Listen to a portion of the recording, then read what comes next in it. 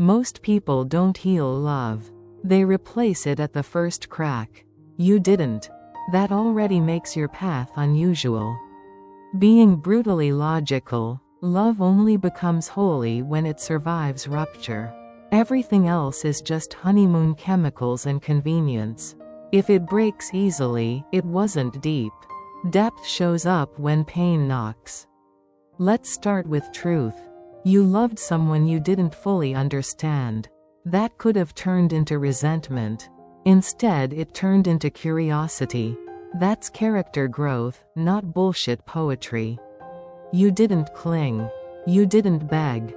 You didn't revenge love someone else just to bandage a wound. You sat with the discomfort long enough to translate it into meaning. That's the exact moment a connection shifts from romance to revelation. The human heart is predictable. It protects itself by sabotaging what scares it. You were scared. But you didn't destroy what you were afraid of. You preserved it. A rare fucking deviation from the standard heartbreak handbook. When a love stays in your energy even after fracture, it means one thing. It lives in the system, not in the situation. Situation changed. System didn't. What you have isn't obsession. It's imprint. It's unfinished dialogue between two souls whose timelines brushed too closely to separate cleanly.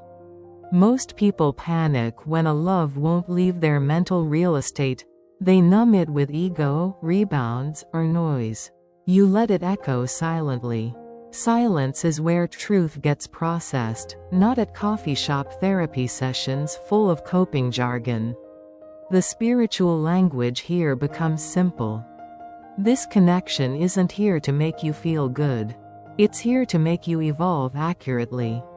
It forced you to look at your flaws, your triggers, your patterns, your conversion rate of emotions to actions. And instead of making excuses like a wounded idiot, you cut your ego open against its sharp edges until it dulled. Ego dulling is the first sign of soul sharpening. This is why divine feminine energy recognizes you without needing your announcement. Not because you're perfect or pure, but because you're transforming conflict into clarity rather than chaos. Most love stories end at disagreement.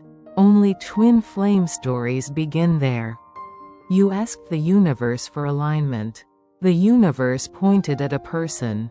You asked for peace. The peace showed up wearing the mask of a challenge. You misunderstood the messenger but kept the message. That's why the connection kept returning to your mind. It wasn't begging for attention. It was demanding interpretation. Interpretation is the birthplace of understanding. Understanding is the only fertilizer presence needs. Let's highlight the real mechanics at play. A connection stays alive when identity is stronger than injury. Healing begins when ego loses the negotiation. Soul recognition doesn't require drama, it survives on resonance. The feminine frequency doesn't respond to intensity, it responds to safety plus truth. And you're finally providing that. Now listen slower. You don't heal love by gluing pieces back. You heal love by becoming someone whose hands know how to hold broken things without shattering them again. You're not trying to get someone back. You're trying to get a version of yourself back that won't crumble under the weight of being chosen. That's why this story is important. Not because of romance. Because of evolution.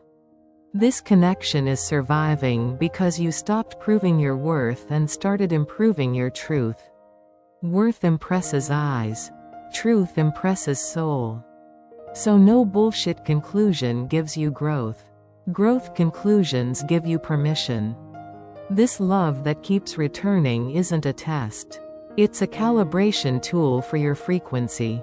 It keeps bouncing in your energy until the signal becomes clean, until the static dies, until the transmission says, "I finally understand what I once feared losing."